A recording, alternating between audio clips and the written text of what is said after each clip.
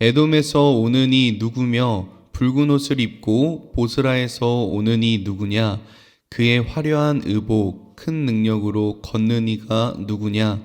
그는 나이니 공의를 말하는 이요 구원하는 능력을 가진 이니라. 어찌하여 내 의복이 붉으며 내 옷이 포도즙 틀을 밝은 자 같으냐?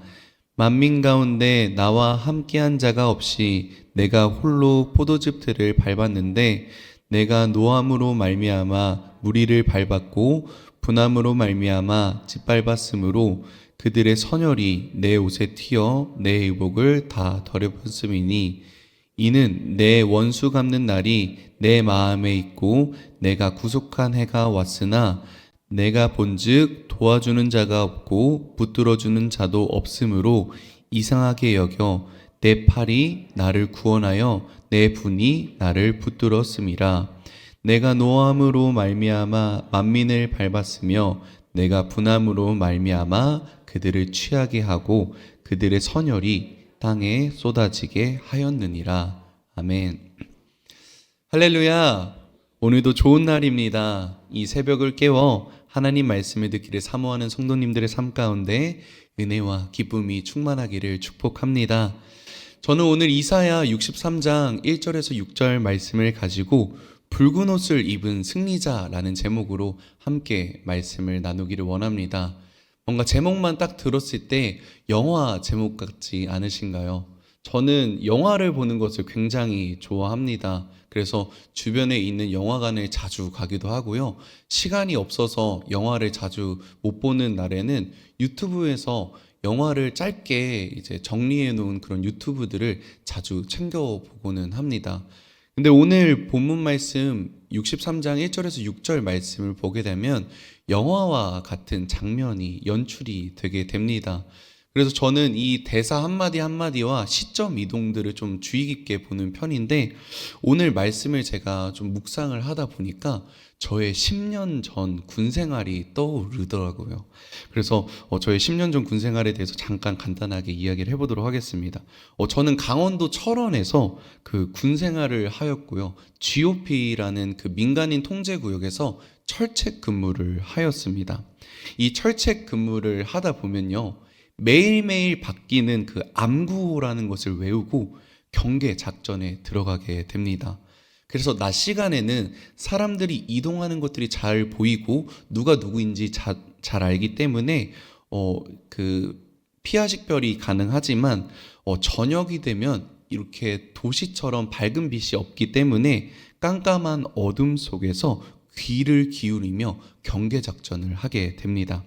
그러다 발자국 소리나 멀리서부터 말소리가 들리고 그 소리가 점점 가까워지면은 신원을 확인하게 됩니다. 정지, 움직이면 쏜다. 그리고 그날의 암구호를 댑니다. 뭐 화랑 하면 그쪽에서 담배 이런 식으로 서로의 신원을 확인하고요. 너의 용무는 무엇이냐? 라고 물어보면 뭐 근무교대다. 아니면은 순찰 등 여러 가지 이렇게 정해진 시간 동안 근무 작전을 서게 됩니다. 그래서 그 근무 작전 동안 외부인이 침입하는 것을 막는 것이죠. 오늘 본문 말씀 1절 전반부를 보게 되면 에돔에서 오는 이는 누구며 붉은 옷을 입고 보스라에서 오는 이는 누구냐? 그의 화려한 의복 큰 능력으로 걷는 이가 누구냐라고 나와 있습니다. 그래서 저의 경계 작전이랑 비슷했던 상황을 보여주는데요.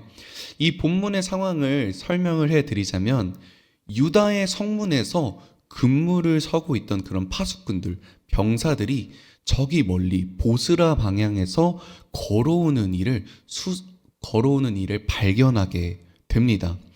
그 당시에는 유다 노동자들이 에돔을 건너가서 포도원에서 일을 하다가 돌아오는 경우가 종종 있었습니다. 그래서 성문에 있던 병사들이 검문하여서 성 안으로 들여보내는 일이 아주 일상적이었다고 하는데요.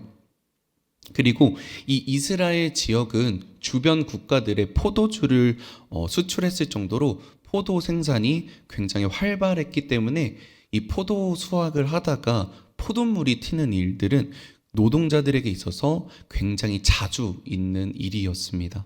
그런데 오늘 근무를 서고 있던 병사가 바라보는 그는 평소와는 다른 사람이었습니다. 근데 그는 어떻게 달랐느냐 하면은 화려한 의복과 큰 능력으로 당당하게 걸어오고 있었다라는 것이죠. 이 파수꾼 병사가 이렇게 이야기합니다. 에돔에서 오는 이 누구며 붉은 옷을 입고 보스라에서 오는 이는 누구냐? 그의 화려한 의복, 큰 능력으로 걷는 이가 누구냐? 라는 그러한 질문에 이 걸어오는 이가 대답을 합니다. 바로 나다. 나는 공의로 말하는 이요 구원하는 능력을 가진 사람이다 라고 대답을 합니다. 그는 누구였을까요?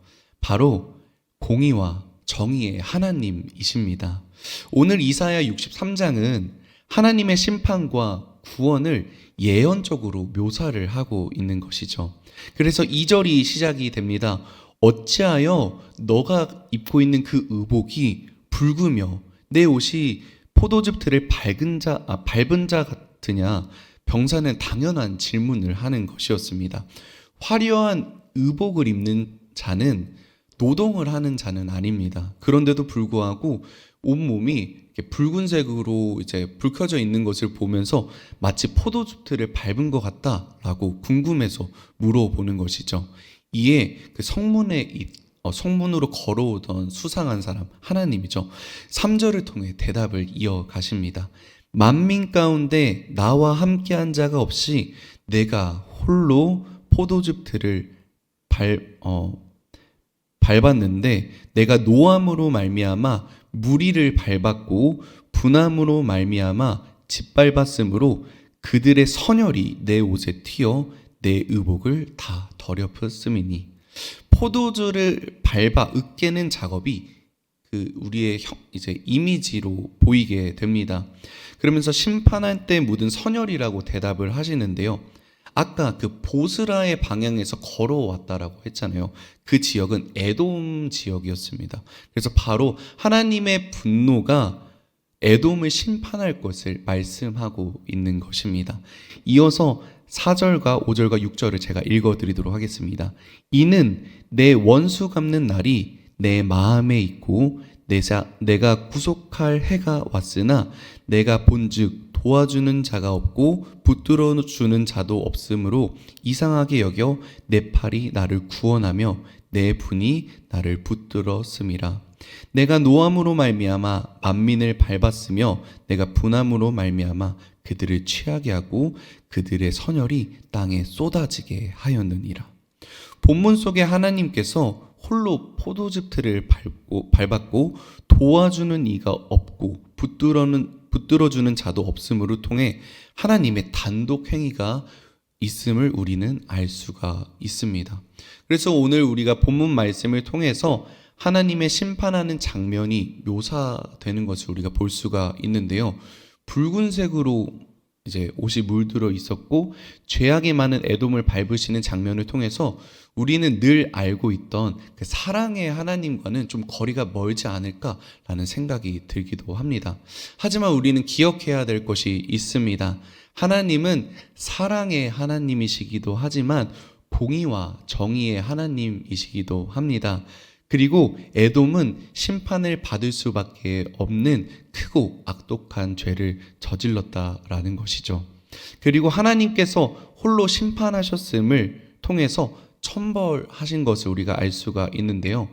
우리가 이것을 통해서 알 수 있는 것은 우리가 인간을 통해서 심판을 한다면 복수라는 것이 오인이 되어서 또 다른 복수들을 낳을 수가 있습니다. 그래서 인간이 참여하지 않은 하나님의 심판이라는 것을 우리는 알 수가 있습니다. 그래서 우리는 이 본문 말씀을 통해서 깨달아야 하는 것이 있습니다. 첫 번째는 우리의 하나님은 승리의 하나님이시라는 것입니다. 붉은 옷을 입으시고 심판하시고 돌아오시는 하나님을 통해서 악을 심판하는 공의로운 하나님을 깨달으며 우리의 삶에 악인으로 인해서 어렵고 힘든 상황을 만날지라도 그 싸움 가운데 하나님께서 늘 우리 편이 되어 우리를 인도하신다라는 것을 우리는 늘 마음속에 품으며 살아가야 합니다.